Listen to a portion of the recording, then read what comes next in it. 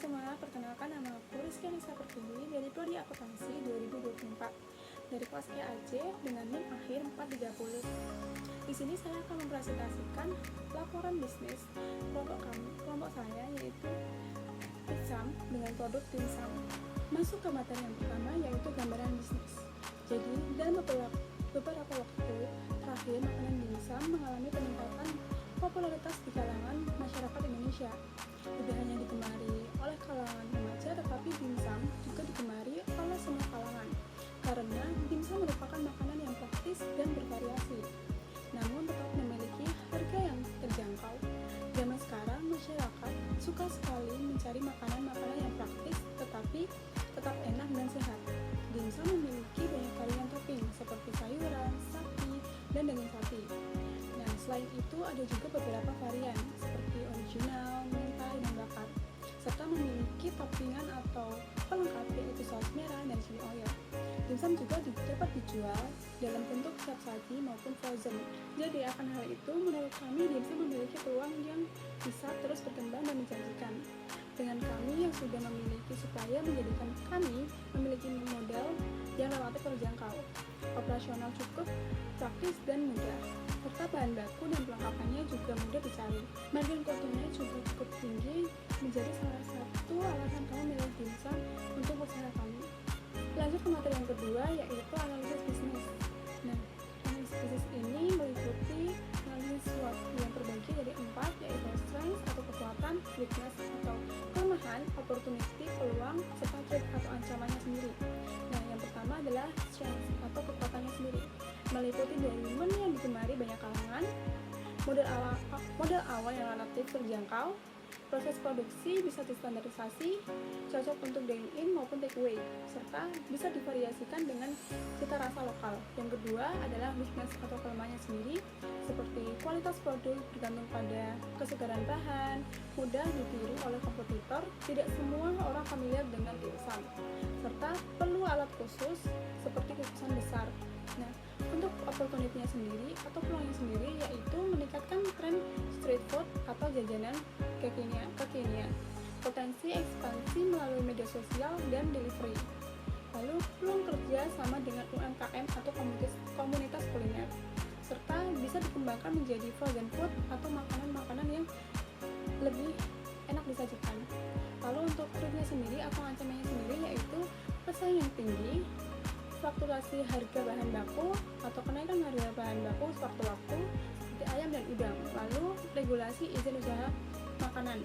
Jadi perlu standar kebersihan atau izin edar jika ingin menjual secara massal ke kalangan masyarakat. Lalu kendala dalam penyimpanan beku, jika tidak memiliki freezer atau yang berkualitas itu baru bisa rusak atau mudah basi.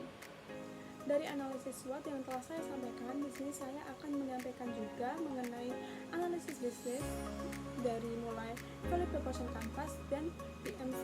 Untuk value proposition canvasnya sendiri terdapat dua yaitu value map dan customer profile. Yang value map yaitu terbagi dari brand creators, brand relievers, lalu ada produk dan service. Untuk yang pertama adalah brand creators, terbagi dari pengalaman beli langsung, dimasak sehingga lebih seru dan fresh, varian rasa beragam sehingga tidak mudah bosan, kemasan praktis sehingga bisa dimakan di tempat atau bawa pulang. Untuk pan relievers-nya sendiri yaitu freshly cooked di tempat, selalu hangat, harga terjangkau, porsi cukup mengenyangkan. Lalu terdapat topping tambahan seperti mozzarella. Untuk produk dan servisnya sendiri yaitu dimsum terbagi 3 varian yaitu original, mentai, dan bakar. Lalu adalah free sauce dan kemasan higienis. Dan bisa pre-order diambil langsung di saat expo. Untuk customer profile sendiri terbagi menjadi 3 yaitu customer jobs, pants, and games.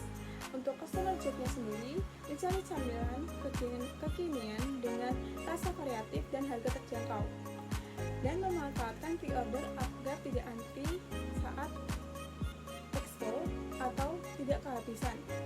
Untuk taste-nya sendiri yaitu camilan di expo sering monoton dan kurang fresh serta kadang lebih mahal.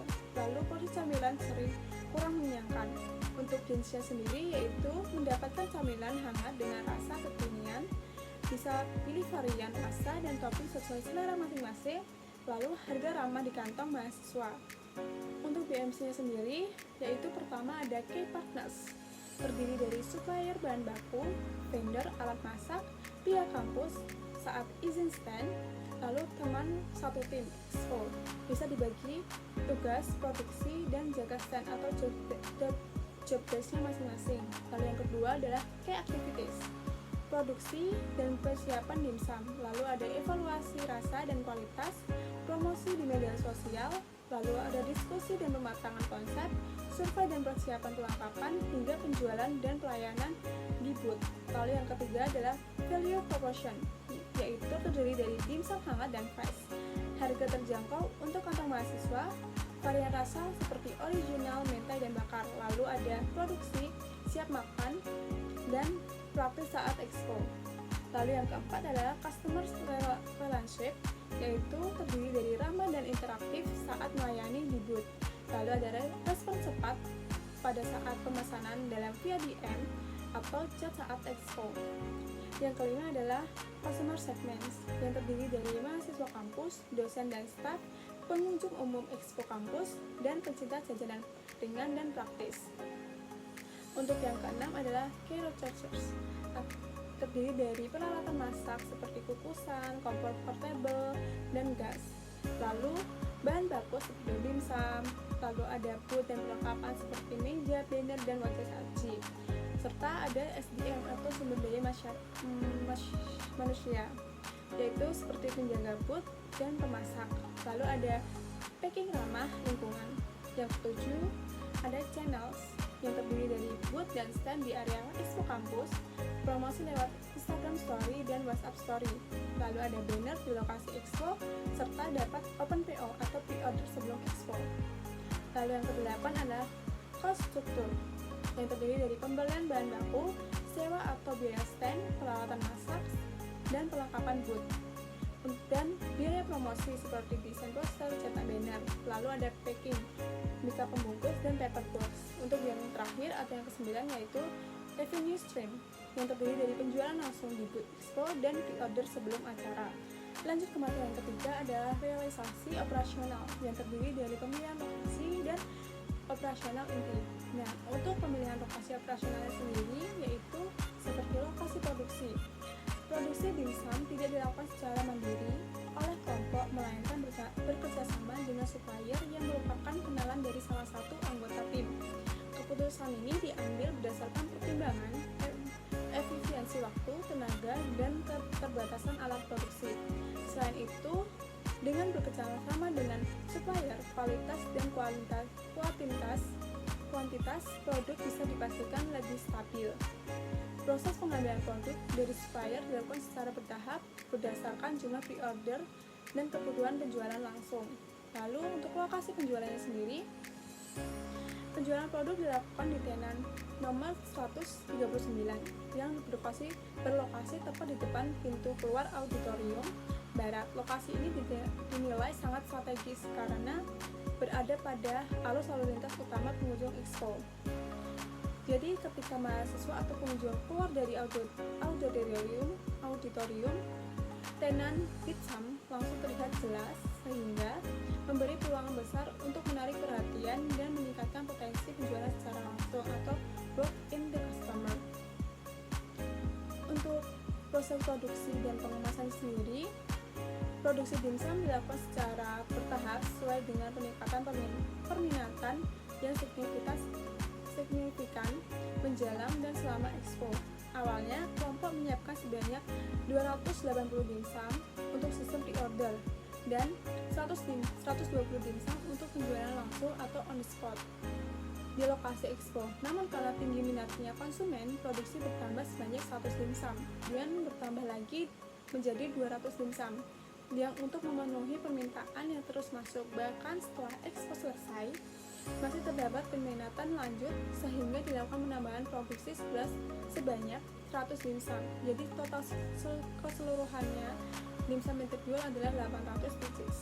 Untuk pengemasannya sendiri, awalnya direncanakan penggunaan dua jenis kemasan yang berbeda berdasarkan variasi rasa, yaitu paper box untuk varian original dan aluminium foil untuk varian bakar dan mentai. Namun setelah pertimbangan, efisiensi biaya dan kemudahan logistik, kelompok memutuskan untuk menggunakan paper box ukuran M untuk secara keseluruhan varian. Setiap kemasan dilengkapi dengan sumpit dan wadah saus kecil beserta stiker label Betsam untuk petanda dan elemen branding. Lanjut ke strategi penjualan dan distribusi dalam pembahasan mengenai realisasi operasional. Nah, strategi penjualan yang digunakan oleh kelompok kami yaitu terdiri dari dua metode, yaitu pre-order dan on the spot atau OTS. Sistem PO dibuka sebelum hari expo melalui media sosial seperti Instagram dan WhatsApp untuk mengumpulkan pesanan awal dari konsumen. Sementara itu, penjualan OTS dilakukan langsung di tenan expo untuk melayani pengunjung yang membeli produk secara spontan. Kedua metode ini terbukti efektif dan menjangkau berbagai segmen konsumen. Masuk ke materi yang keempat, yaitu realisasi organisasi. Di realisasi organisasi ini dibentuk untuk merencanakan rencana dan tujuan usaha. Dalam struktur organisasi Betsam, setiap divisi memiliki tanggung jawab yang jelas, namun tetap memungkinkan adanya kerja lintas fungsi saat dibutuhkan. Tujuannya adalah menciptakan kerjasama tim yang efisien, kompak, dan produktif. Nah, di sini terbagi beberapa divisi, yaitu yang pertama divisi produksi, meliputi bertanggung jawab atas proses pembuatan produk, mengatur kemasan dan peralatan yang dibutuhkan, lalu mengecek ketersediaan dimsum dan mengatur jadwal pesanan dimsum pada supplier, lalu mengemas produk agar menarik dan higienis, dan menjaga kualitas kebersihan dan kualitas produk. Lalu untuk divisi yang kedua, yaitu divisi pemasaran, yang bertanggung jawab untuk mengatur strategi promosi, membuat konten promosi, dan mempromosikan sistem pre-order dan membuat broadcast. Lalu divisi yang ketiga yaitu divisi keuangan. Di sini bertanggung jawab untuk menentukan harga jual dan menghitung harga pokok produksi yaitu HPP, lalu mencatat setiap pemasukan dan pengeluaran mulai dari biaya kebutuhan, biaya promosi hingga operasional. Lalu mengelola dana untuk penjualan berikutnya dan membuat laporan keuangan. Untuk divisi selanjutnya yaitu divisi penjualan. Di sini bertanggung jawab untuk menjual produk langsung ke konsumen, menerima dan merekap pesanan konsumen yang masuk lewat form, lalu mengumpulkan feedback pelanggan yang nantinya digunakan untuk evaluasi dan perbaikan produk atau layanan. Lalu untuk divisi yang terakhir yaitu logistik. Di sini bertanggung jawab untuk mengatur ketersediaan dimsum dan stok barang, dan menyediakan bahan dan peralatan yang diperlukan. Masuk ke materi yang kelima yaitu realisasi pemasaran. Dalam menjalankan usaha dimsum, Betsam memiliki strategi pemasaran yang menjadi salah satu aspek penting yang sangat diperhatikan untuk memastikan produk dikenal dan diterima oleh pasar dengan tepat sasaran. Strategi yang digunakan mengacu pada konsep bauran 4P, yaitu produk, price, place, and promotion. Yang pertama adalah produk sendiri. Produk utama yang ditawarkan adalah dimsum dengan berbagai varian rasa yang unik dan disesuaikan dengan selera konsumen. Beberapa varian yang paling diminati selama expo antara lain original, mentai, dan bakar. Untuk price-nya sendiri, penetapan harga dilakukan dengan cara memperhatikan beberapa faktor, yaitu biaya produksi seperti bahan baku dan pengemasan. Lalu ada harga kompetitor di pasar sekitar, khususnya usaha kuliner yang serupa. Yang ketiga, kemampuan daya beli target pasar yang kebanyakan adalah mahasiswa.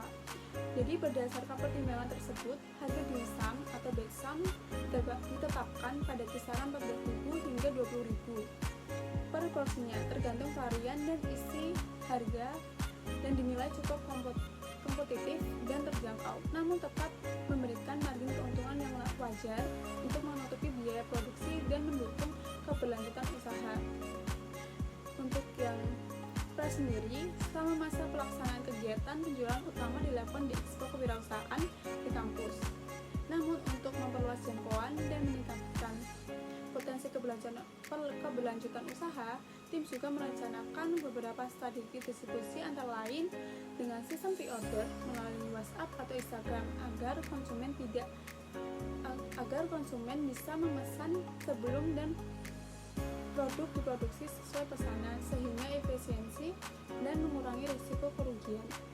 Lalu yang kedua, distribusi produk frozen food ke area kos-kosan dan komunitas mahasiswa. Ini memudahkan konsumen membeli untuk stok di kos atau rumah.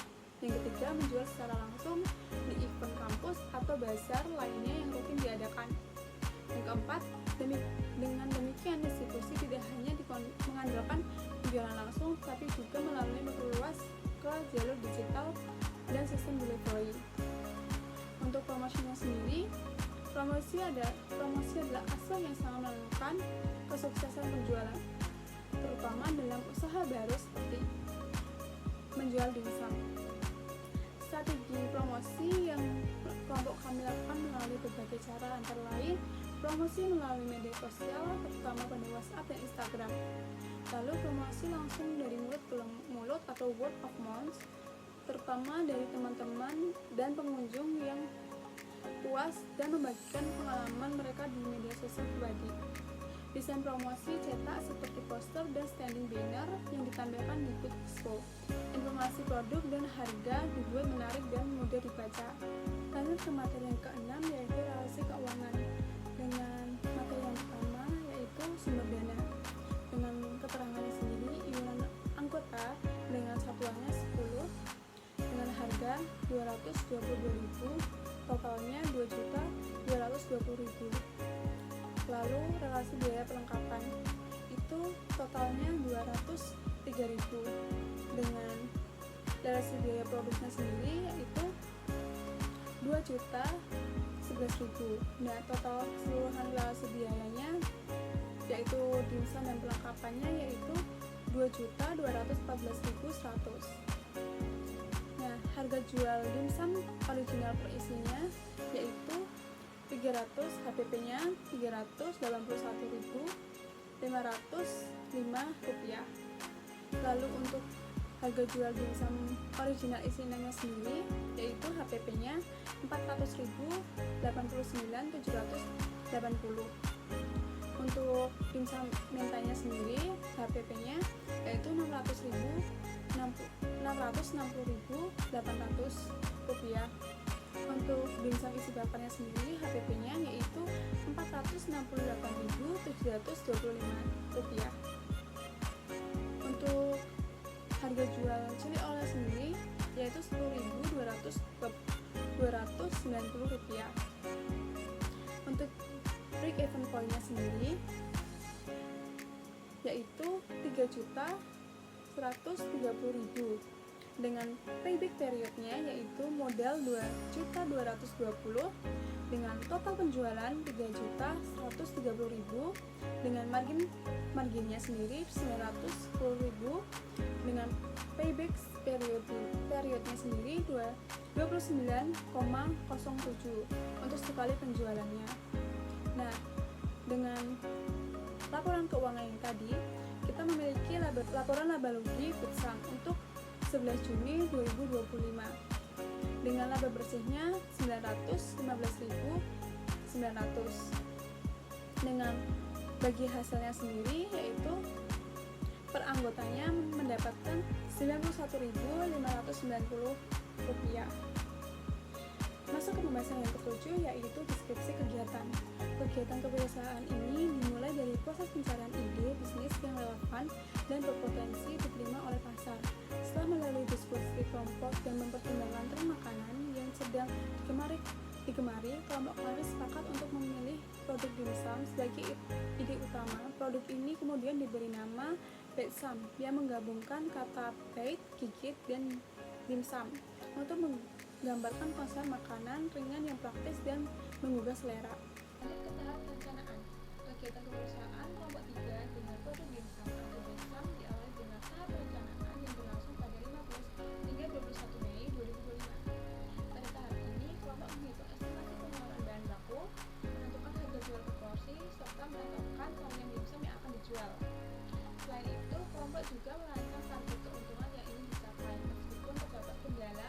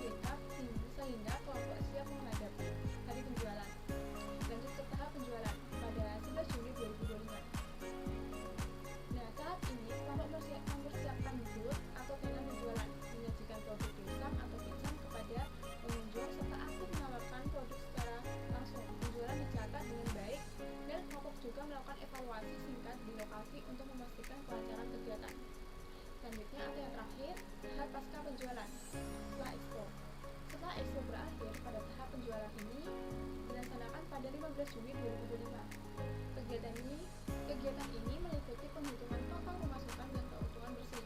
Lalu ada evaluasi efektivitas, strategi, penjualan dan promosi, serta penyusunan laporan akhir kegiatan kewirausahaan.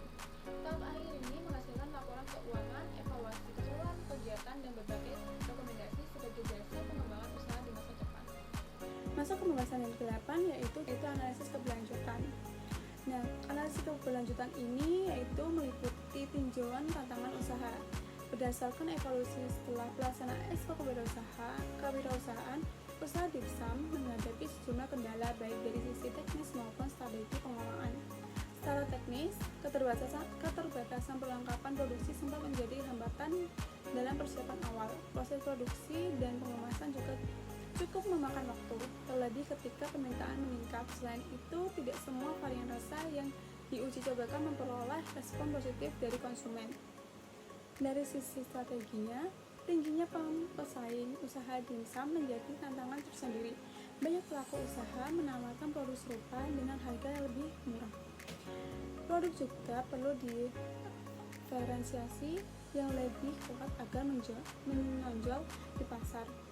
Di sisi lain, belum seluruh anggota tim memiliki pengalaman yang cukup dalam hal promosi maupun manajemen stok. Untuk peluang dan potensi usahanya sendiri yaitu meskipun menghadapi tantangan, usaha ini tetap menunjukkan potensi yang menjanjikan untuk keberlanjutannya. Setelah ekspor, produk mendapatkan tanggapan positif dari konsumen, terutama untuk varian rasa yang unik dan inovatif. Modal awal juga sebagian besar keluar kembali yang menunjukkan peluang berkelanjutan secara finansialnya. Jadi secara keseluruhan, usaha dimsum atau DIPSAM memiliki potensi untuk terus berkembang di masa depan.